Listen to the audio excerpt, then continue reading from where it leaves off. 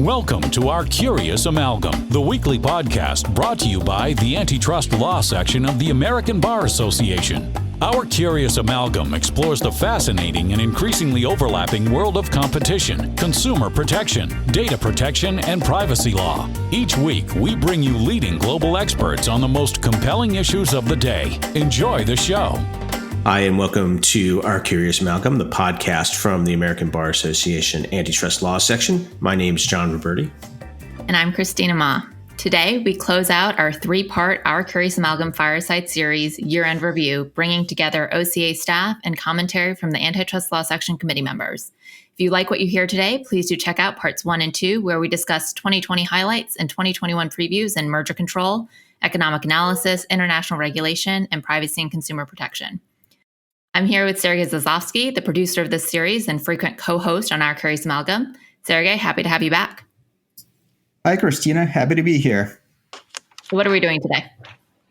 Okay, so today we round out our series with 3 more committee summaries. We're very happy to present Eggy Troca from the Legislation Committee, Kristen Lemarzi and John Grobert from the Federal Civil Enforcement Committee, and Lisa Ruman and Steve Medlock from the Exemptions and Immunities Committee.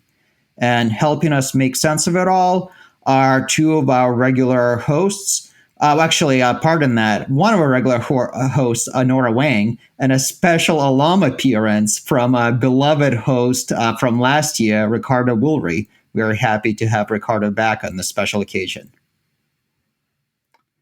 And so with that, why don't we dive right in and listen to Eggy Troca from the Legislation Committee. Hello, my name is Eggy Troca. I'm a lawyer and I work as a competition law officer at the Competition Bureau of Canada. Before we jump in, a disclaimer. The views or positions I express today are my own and do not represent the views or positions of the Commissioner of Competition, the Competition Bureau, nor the Government of Canada. Let's get started. There have been key developments that address COVID-19, monopolization, mergers, and privacy. Antitrust is not immune to the economic effects of COVID-19. Senator Warren and Representative Ocasio-Cortez introduced the Pandemic Anti-Monopoly Act that would have put a moratorium on certain types of mergers and acquisitions, including large transactions. However, this legislation did not receive much traction. The conduct of big tech also took the congressional spotlight in 2020. The House Subcommittee on Antitrust released their report on competition in digital markets. They proposed behavioral and structural measures to promote innovation while regulating anti-competitive conduct. In the years to come, we will have to watch to see whether any legislative action and reform will follow. So I just want to pause really quickly there and just provide a little more color on the Antitrust Subcommittee report, because I think that's actually quite a significant development. The majority report contained a very wide range of proposals that, have taken together, would really represent a major overhaul of U.S. antitrust law, especially merger control and monopolization law. But what I found really interesting is that some of the Republican members of the Antitrust Subcommittee issued their own report indicating which of the proposals they agree with and which are non-starters for Republicans. Some of the more drastic proposals, like structural separation of big tech firms, are apparently non-starters for Republicans, but there was a surprising amount of consensus on some of the issues. It's interesting, Sergei. First of all, it seems like there's a consensus that in Washington, D.C., that something has to be done about big tech. It's been a theme we've heard through the first 2 programs. The second thing I find interesting about this is typically a fact finding. Fact finding is the thing that in antitrust is often left to the agencies, state attorney generals as well, private plaintiffs. Here you have the legislative body really taking a deep dive, putting out a 450-page report. That's a lot of fact finding. And then the last point is the one you just made, which is that it seems to be, notwithstanding the friction on Capitol Hill, that there may be actually a path forward here. There seems to be some consensus. That's certainly the case. And there are a lot of specific items where Democrats and Republicans appear to agree. Both parties seem to think that data portability regulation in some shape or form is a good idea. And of course, I would recommend listeners go back and listen to episodes 89 and 90 of Our Curious Amalgam to get more in-depth discussion on data portability. Both parties appear to agree that potential competition doctrine is ripe for reform. Both parties agree that market definition should not be required in cases where there is direct proof of market power and anti-competitive effects. And both parties agree that FTC and DOJ antitrust division should receive substantially more funding to carry out their mission. So I guess good news for the agencies on that front. And to your point that there may be action coming, the Antitrust Subcommittee Chair David Cicilline, when he spoke at the ABA Fall Forum back in November, actually said that he was working with his Republican colleagues on legislative proposals in areas where there's consensus. So I think we may see something quite soon, potentially. But, enough of me yammering. I want to hear what Ricardo has to say. Ricardo, do you have a view on what particular proposals or recommendations stand the best chance of being enacted in 2021? Sure. Hi, Sergei. Thanks for having me. A huge cheer for bringing alums back. But let me start with a disclaimer as well. The views or positions I express today are my own and don't represent the views, positions, or endorsement of any entity or individuals I'm affiliated with. That said, two key points here. These proposals represent, in some cases, very significant changes to the way antitrust laws have been enforced over years. So it will be challenging to see several of them enacted. And of course, with the Google and Facebook cases now before the court, some folks in Congress may ultimately say, let's wait and see what the courts do, especially if the courts may decide outcomes that are in line with the recommendations. But I think there's strong consensus around data portability. I think the passage of the GDPR in Europe has definitely increased people's awareness and penchant for respecting data portability rights. And of course, both agencies have constantly asked for increased funding to carry out their mandate. And with these bigger fights in against big tech companies, I think there'll be some good consensus around giving these enforcement agencies in the US more resources to fight those battles. Well, thank you, Ricardo. Excellent points. Let's go back to Eggy and see what else Eggy has to say. Senator Klobuchar introduced the Anti-Competitive Exclusionary Conduct Prevention Act of 2020. It prohibits exclusionary conduct that presents an appreciable risk of harming competition. It also doesn't require the definition of relevant markets to establish liability under antitrust laws, with certain exceptions. Finally, it limits courts from implying antitrust immunity for regulated conduct. Next, Senators Lee, Hatch, Tillis, and Grassley reintroduced the Smarter Act. It proposes to standardize merger review such that the FTC would follow the same procedures as the DOJ in enforcing the antitrust laws. The FTC must litigate contested merger cases in federal court. It would also require the Federal Communications Commission to issue merger review decisions expeditiously. Finally, privacy rights have been a major area of focus as legislators look to create solutions to address the pandemic and as e-commerce sales surge. Consumer data privacy laws were introduced at the federal level and in at least 30 states and Puerto Rico.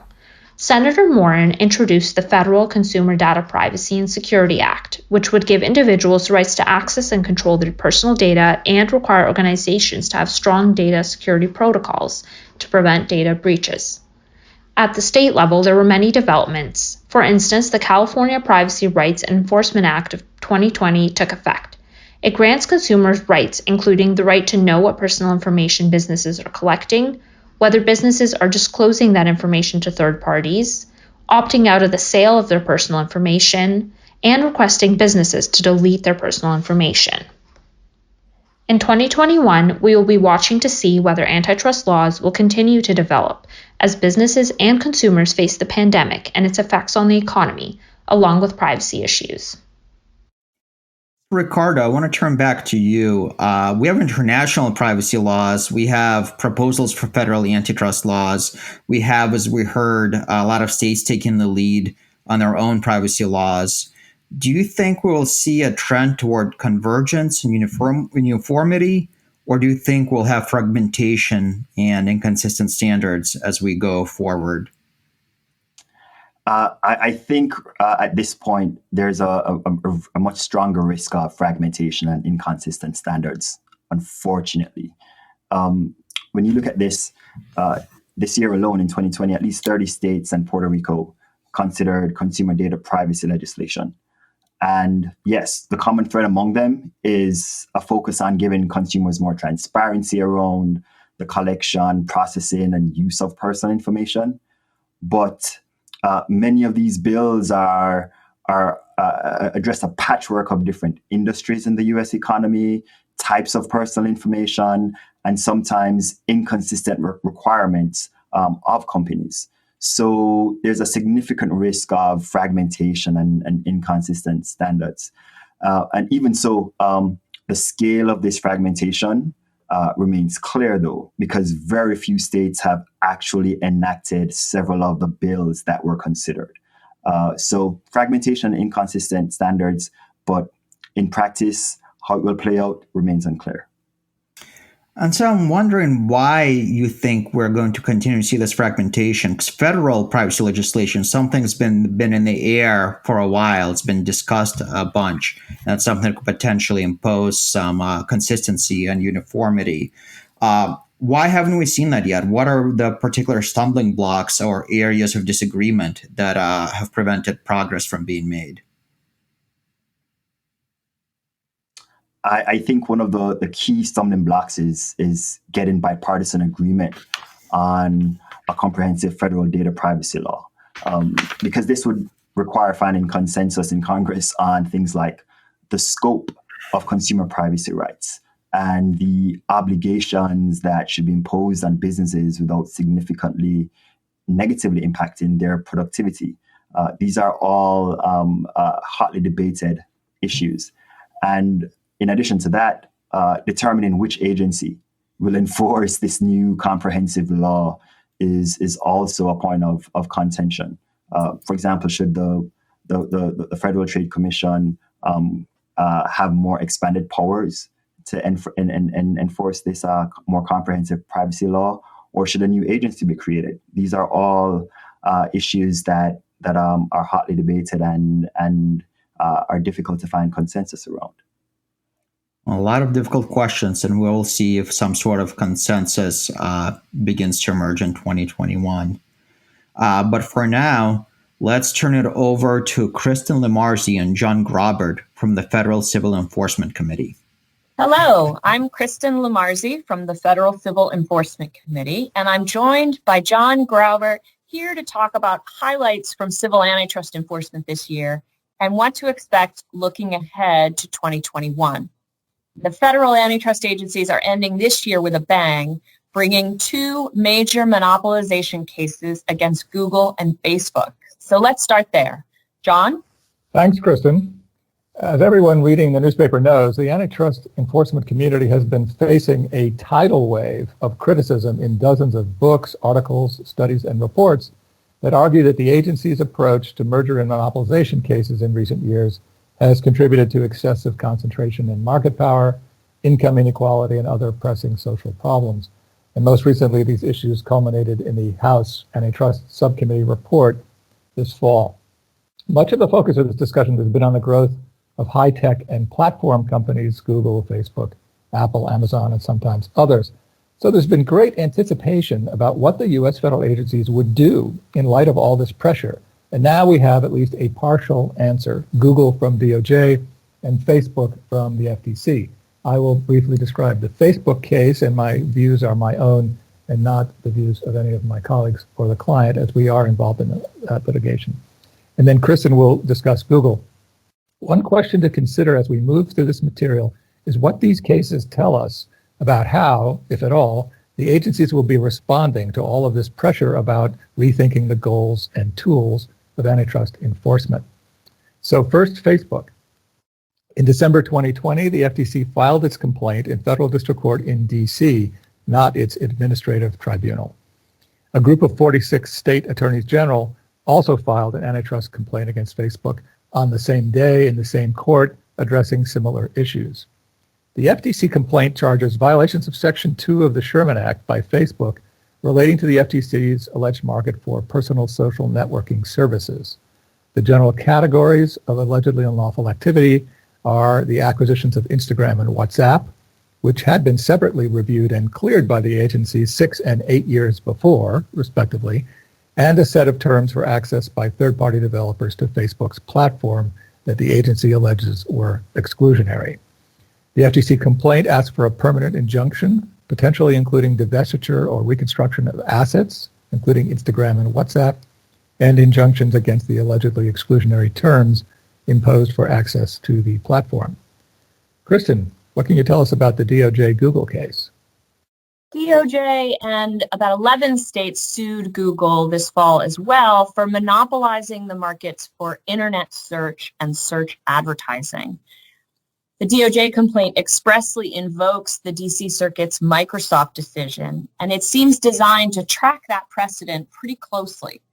DOJ and the states allege that Google maintains a monopoly in search through a series of anti-competitive agreements, contractual restrictions, software default and preferencing rules favor Google. We can expect this case to be in discovery through at least the end of 2021 and going to trial perhaps in 2022. But it's likely not the end of the story. There are reports that a second set of states are considering an additional complaint against Google for monopolization in search-related markets, and that separately DOJ and several states are still investigating Google's conduct with respect to ad tech. So there may yet be additional enforcement against Google next year. Well, Kristen proved to be very, very prescient. Shortly after the recording, in fact, two groups of states did file additional lawsuits against Google. Anora, could you give us a quick update? Sure. So on December 16th and 17th, I think two different groups of state enforcers filed lawsuits against Google, focusing slightly differently. Some alleging there is monopoly or monopolization in the ad space. Some are actually targeting at the search engine itself. So it's a space to watch. Definitely different focus and different theories of harm here. Thank you, Anora. And of course, in addition to federal and state enforcement, private enforcement plays a vital role in antitrust law as well. And this year, many of the big tech companies, Google, Apple, and Amazon among them, have faced antitrust suits from private plaintiffs. Could you give us a sense, Anora, of how these private suits fit into the picture? Sure. And just before we were recording, we tried to take a quick inventory of all the private suits that's coming up here. But I think we agreed that 90% of the significance of these cases is that they exist. So just to take a quick look at these private lawsuits, among which there are class actions, there are also similar cases brought by the same party against different tech companies, including the much talked about suits filed by Epic Games, maker of the popular game Fortnite, against Apple and Google, both here in the United States. And also I think there is a suit in Australia against Apple alleging similarly broad allegations about misuse of market power. So I think the general point here is that where the public enforcers did not reach or have not yet reached, some of these private suits will emerge, trying different theories of harm, different litigation strategy, and even challenge different conduct. As I said, like the Google suits before, have slightly different focus. So definitely it's a space to watch. Well, thank you, Anora. And let's turn back to Kristen and John. So the year hasn't been all about big tech platforms. The agencies did score some significant victories across a number of industries, including most recently the FTC's case against some Philadelphia hospitals in Philadelphia. But I'll say a word about the Arch Coal Peabody matter. This was a hotly contested case involving two producers of low sulfur coal from the southern Powder River Basin in Wyoming. Although within that narrow area, these two companies were undoubtedly significant players, the merging parties vigorously argued that when the entire market for fuel for electricity generation was considered, most importantly, including natural gas as a competing fuel, it became apparent that the role of the coal producers was sinking rapidly. A federal judge in St. Louis rejected these arguments and enjoined the merger, and the parties abandoned the transaction soon after. What about DOJ, Kristen? DOJ also had some significant victories and won this year in an unusual forum. DOJ challenged Novelis's acquisition of Alaris, alleging the transaction would combine two of only four North American producers of aluminum auto body sheet. The sole issue in that case, everyone agreed, was product market definition. And so the parties consented to binding arbitration on that question.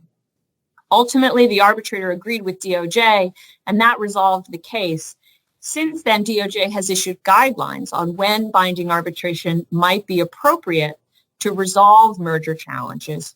So we'll see in the coming years whether there are other cases that lend themselves to this resolution. Well, Christina, somebody whose practice focuses a lot on merger control, I'm curious if you have a view whether we may see more arbitration and mergers going forward. Sure. So I think it's always going to be a matter-specific inquiry. I do think the fact that it happened, someone has to be a guinea pig, right? The fact that it happened probably means it will happen more often than we saw it in the past, but I sort of doubt it will become a common practice. As Kristen mentioned, in Novelis Alaris, there was a very discrete question, market definition, that was contested, and that may be a proper place where arbitration can assist. More often than not, though, there are many issues contested, right? Market definition, the relevant competitors, and thus the party share, actual competitive effects analysis, entry synergies. These are all sort of categories of issues that could be contested. And when you have more than one or two of those, I think arbitration becomes much less attractive. And then I think perhaps more importantly, both the parties and the agencies have to consent to this venue and this process. And I think to the extent one side or the other thinks it's an unfavorable venue versus federal court, we're not going to see it. And if it becomes more prevalent and starts to favor the agencies more or starts to favor the parties more, I think we're going to see a move away from arbitration. Very interesting, Christina. I certainly agree. It's unusual in a merger case for the issues to be narrowed sufficiently for arbitration to be productive. Well, let's go back to John and Kristen. In addition to the victories, each agency suffered some tough breaks this year as well, suffering defeats in merger and conduct matters. For DOJ, significantly in its challenge to the Sabre Fairlogics transaction. Sabre operates a global distribution system, or GDS, which is a digital platform that allows travel agencies to search for and book flights across multiple airlines. Fairlogics doesn't have a GDS, but it has developed a new data transmission standard that would allow airlines to bypass the GDSs and connect directly to travel agencies for bookings. The DOJ challenged the acquisition, but the district court concluded that under the Supreme Court's American Express decision, it had to find as a matter of law that Sabre and Fairlogics don't compete in the same market because Sabre operates a two-sided platform. And under the Amex decision, two-sided platforms only compete with other two-sided platforms. It's one of the early cases interpreting and applying this Amex decision, although its precedential effect is likely limited since DOJ successfully sought to have the decision vacated when the parties abandoned their transaction. The transaction was continued to be investigated by the UK's Competition and Markets Authority, and so notwithstanding DOJ's loss, the parties never closed the deal. John, the FTC had a significant challenge in its Qualcomm case. Can you tell us about that? Yes. In August, the Ninth Circuit reversed the FTC's win in the district court and rejected the agency's attack on various patent practices by Qualcomm. This was a high-profile case voted out in the closing days of the Obama administration over a dissent by one commissioner, subsequent public criticism by another commissioner, and the highly unusual intervention of DOJ to oppose the agency's position. The FTC's allegations focused largely on Qualcomm's policy of not licensing its standard essential patents, modem technology, directly to competing chip manufacturers, and instead requiring the manufacturers of products incorporating the modem chips, like smartphones, to enter into licenses with Qualcomm, covering this technology whether they bought chips from Qualcomm or other chip manufacturers. This is described as the no license, no chips policy. The Ninth Circuit rejected various Section 2 theories applied to this conduct, finding, for example, that Qualcomm had no antitrust duty to license rival chip suppliers, and finding no antitrust harm caused by Qualcomm's policies. The FTC's rehearing petition was denied in October. Now, John, and I'm talking to John Roberti here, not John Grobert, who you just heard on the segment. It's no secret that some circuits have a reputation for being more plaintiff-friendly and others more of a defendant-friendly reputation based either on substantive precedent or just the leanings of the judiciary. What do you think the long-term legacy of Qualcomm may be? Do you think all of a sudden people will start thinking of the Ninth Circuit as a defendant-friendly jurisdiction, or is that overreading the case a little bit? Sergei, it's a good question. And rather than the Qualcomm case being the bellwether or point of change, I think probably what it really is a beacon or a marker. Qualcomm is a case that has very, very unique facts. It is very strange in that the two agencies, there was clearly not unanimity. The DOJ coming in also created weirdness. But I think there's a point here, and I wouldn't necessarily point to just say in Qualcomm, the Ninth Circuit has changed. There's no doubt about it. President Trump has done a great job over the last 4 years of getting his judges appointed. And he has changed the tenor of the Ninth Circuit. It used to be a pretty plaintiff-friendly jurisdiction. And I think now it's very, very mixed. If you were to look at it, I think you would see about half Republican appointees, half Democratic appointees, and a number of decisions, not just Qualcomm, moving to a more limited view of antitrust enforcement. I'll add one more thing here. It's a point that I think is very important for the members of our group that are plaintiffs' lawyers. They're very worried about not necessarily the long-term impact of Qualcomm, but the long-term impact of the judicial appointments made by the Trump administration. Yeah, good point. And certainly the Supreme Court seems to have moved in an antitrust-friendly direction as well in recent years. So, Sergei, maybe. Antitrust meaning you mean anti-enforcement or a less aggressive enforcement. I would say though, it's not the last few years; it's the last 15 years.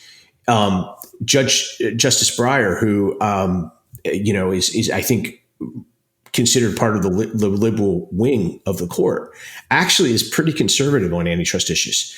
And if you look back at his opinions, they again take a relatively limited view of enforcement. So if your point is it's not going to get better, I think that's probably right. I think you're going to continue to see a conservative view at the Supreme Court, but I don't think that's new. I don't think that's a 2020 thing. I think that's like a 2005 thing. No. Well, maybe if we do the Century in Review show, we can talk about these really long-term trends. Listen, I got to get through 2020 first. All right. Well, let's go back to John Grobert and Kristen for the rest of their summary. So, looking ahead, I would say that the struggle for the soul of antitrust that I mentioned at the outset is ongoing, and there's a long way to go before we can see whether the ground rules have changed. Arguably, the Google complaint is, as Kristen mentioned, is simply a repeat of the Microsoft litigation from 20 years ago. And the Facebook complaint also is a reprise of some old theories, several of which, including potential competition, the agency has tried unsuccessfully recently. So it is not clear that either of these cases will be the vanguard of a new world of antitrust enforcement. but we don't know yet who the new management of the agencies will be and what, if anything, may happen in the new Congress. So we will just have to keep watching and see what happens. Thank you, Kristen. Thanks, John. Christina, I want to turn to you, and I'm curious what aspects of the Facebook and Google cases you're most interested in tracking this year and the years to come. Now, obviously, these cases have a very large potential impact on very important companies that are directly involved in the case. But what is it about these cases that is particularly important or interesting in terms of the development of antitrust law more broadly? So I think, and Anora can also speak to this as well, I think for the Facebook case, what I find interesting and what will be relevant across the board, not just with Facebook, obviously that's the most prominent case, but nascent competition. And how do you prove that you have a Section 1 or a Section 2 case by taking out a nascent competitor? For Google, I think, as was mentioned, it sort of sounds much more in the Microsoft case. And I think it will be interesting to see how much reliance there is on the Microsoft precedent. I don't know how many decades now it is, a decade or two from that case, and how much has changed from a technological standpoint and what that means for antitrust precedent going forward.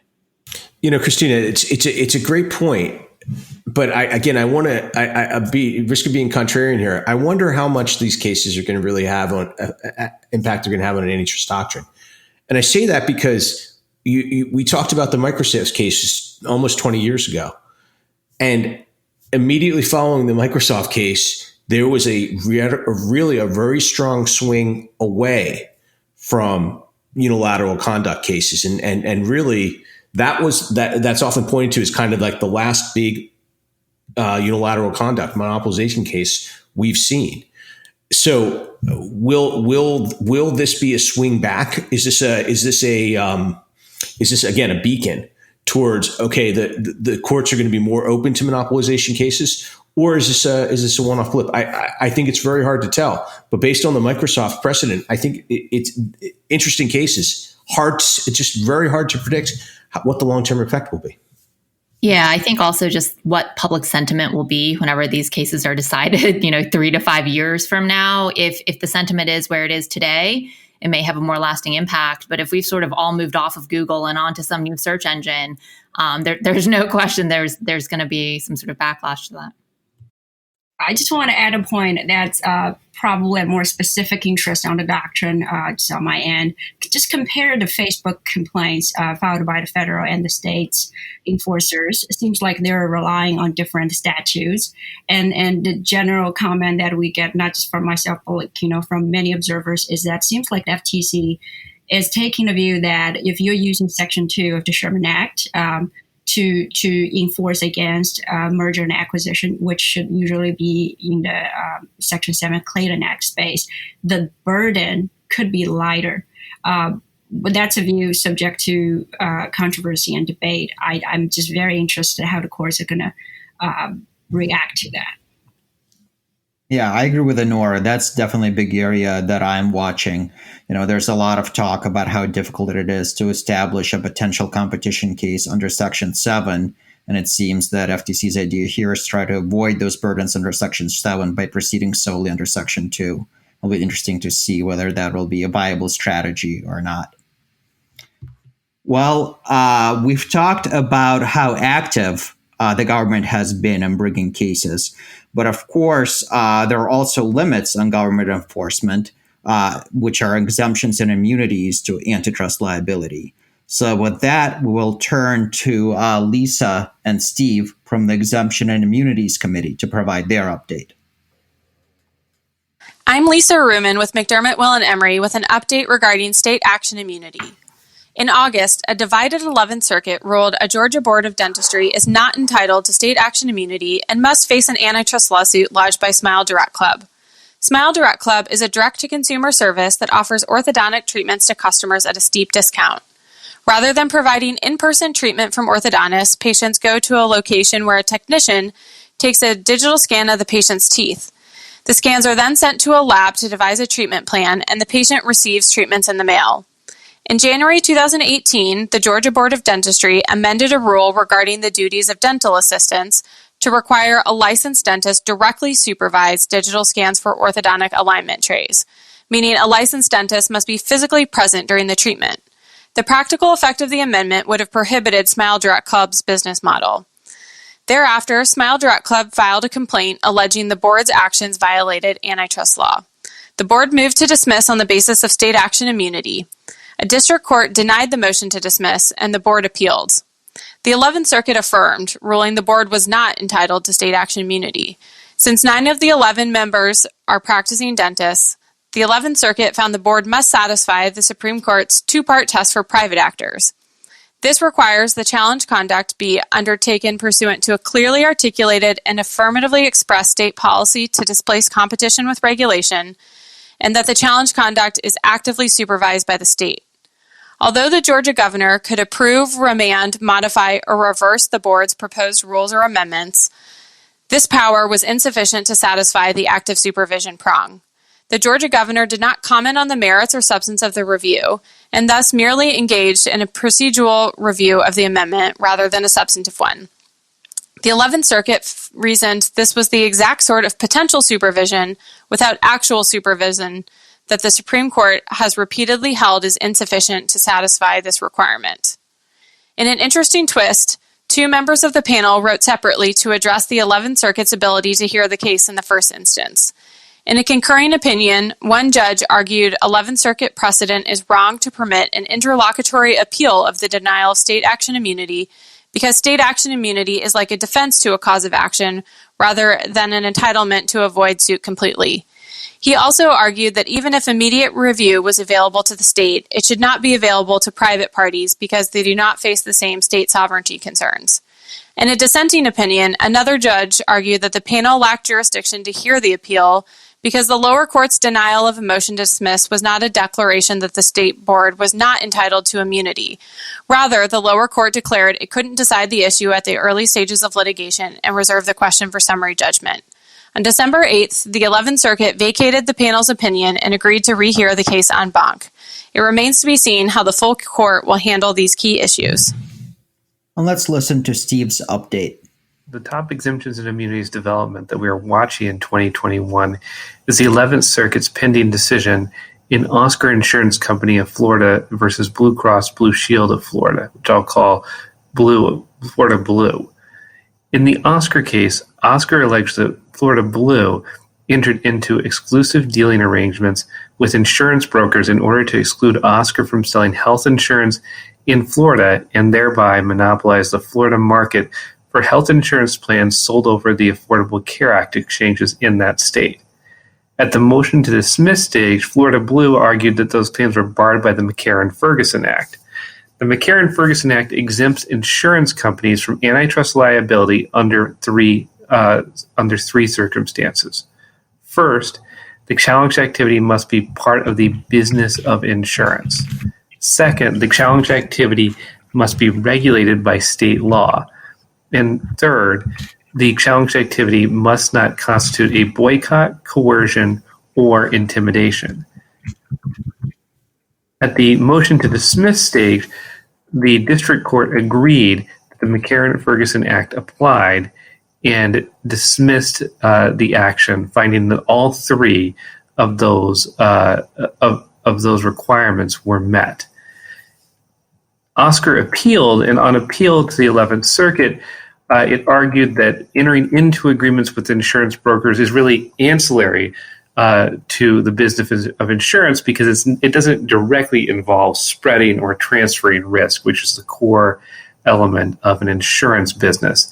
And therefore, Oscar went on to argue these exclusive dealing arrangements are distinct from the policyholder relationship that is key to the insurance business. And at any rate, Oscar claimed that Florida Blue was using its market power to coerce brokers, insurance brokers, entering into those exclusive dealing arrangements, which was coercion that met the third prong of the McCarran-Ferguson Act test. Interestingly enough, the Antitrust Division of the U.S. Department of Justice filed an amicus brief supporting Oscar on each of those arguments. The case was argued in late November, and an opinion is expected in 2021.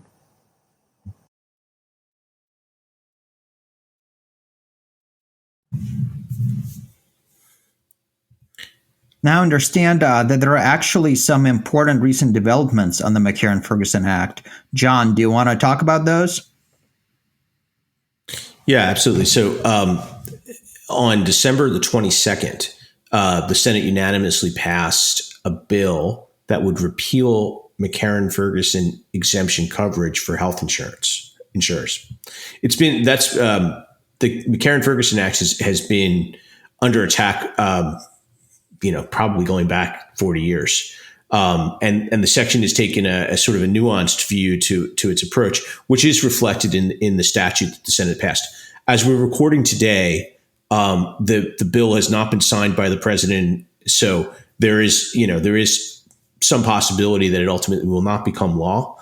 But I think it will be an important and very relevant development for the case that Steve just meant. Well, I wouldn't necessarily govern that case. It would govern the activities going forward. Yeah. Interesting. That's the danger with antitrust. It moves so fast. You talk about something, and then 2 days later, the scenery may be completely different.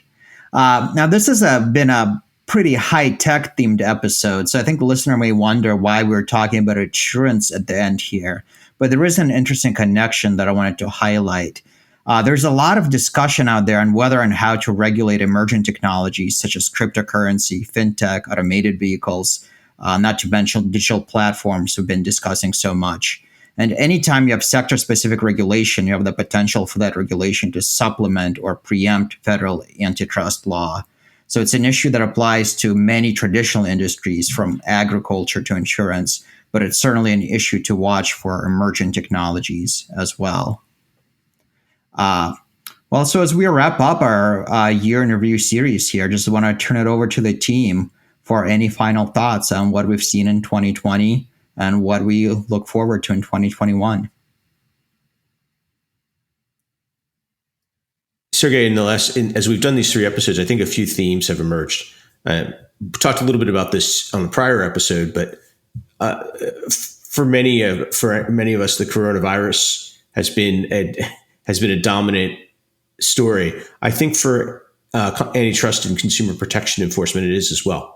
And there are developments coming out of the substantive developments that we're learning about coming out of that the coronavirus is bringing to light. The effects of the coronavirus bringing to light that I think will have lasting effects. I think the second sort of obvious one is that this was the year that I think we had our reckoning on big tech. It's been talked about for some time. You see the 2 agencies taking action. You see a very detailed report from the House. This is, I think, the year that, like I said, there was the reckoning, and we will see. It's been the case in Europe for a few years that big tech has been under fire. I think this is the year that it really emerged. And then lastly, I think another theme that's emerged is there was very, very robust antitrust enforcement reported this year. But with a new administration in 2021, the question is there more to come? You would think so. And it will be very interesting in 2021 to see where enforcement will be supplemented beyond what has happened really in this last year, and in certain areas. I think critics have fairly said there are certain areas where there hasn't been sufficient enforcement, but there were. You can point to a number of cases, and like I said, where will the new enforcement come from? That will be what we're watching. I think that's what we'll be watching in 2021. Yeah, certainly. I think comments we all agree with. And as you mentioned, the 2 big themes for 2020, COVID and big tech. And predictions make fools of us all, but I'm not afraid to make a fool of you guys. So I'm going to ask you to think, if we are going to be having a similar program in 2021, what are the big themes we'll be mentioning then? Is it going to be big tech again? Or is that something we're not thinking about as much now that will emerge as a big theme? I think all of these themes, all of these matters and cases we're talking about are going to be with us for much longer than just 2021. And I think, it's an understatement to say that there was under enforcement in the last year. I think we're going to see much more enforcement going forward under the Biden administration, or at least a bigger push to take some action there. So I think we may have more concrete examples to point to and talk about, but I think the themes are going to be very similar.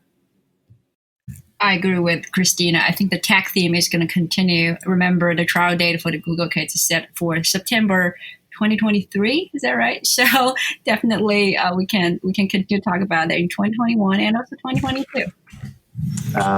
And I'll say on the consumer protection side, to John Roberti's point, the experience in the pandemic has resulted in an increase of allegedly unfair and deceptive practices.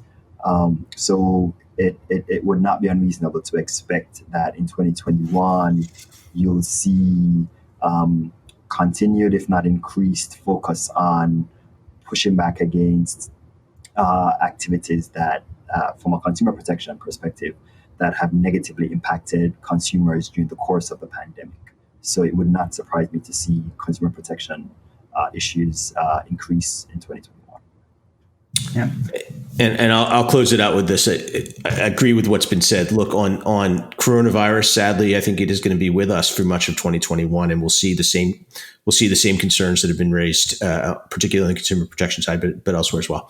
On big tech, I agree with what's been said. It will be with us for some time, and we've now had we will be following that, but whether there will be developments or real changes in 2021 remains to be seen.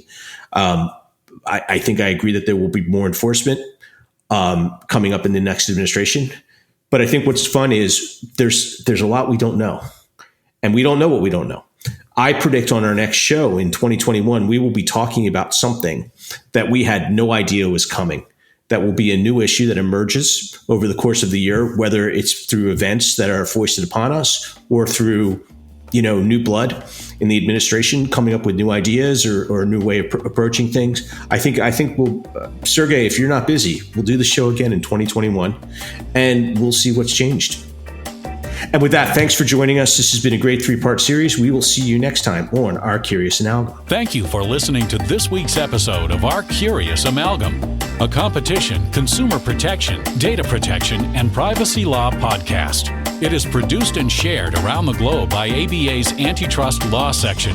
The opinions expressed by the participants in this podcast are their own and do not necessarily represent their employer or other organizations. If you like what you heard or would like to become a member of the American Bar Association, please check out what the Antitrust section has to offer at ambar.org/antitrust. You can learn more about our podcast at ourcuriousamalgam.com. If you have comments, suggestions, or podcast ideas, please reach out to us at podcast@ourcuriousamalgam.com.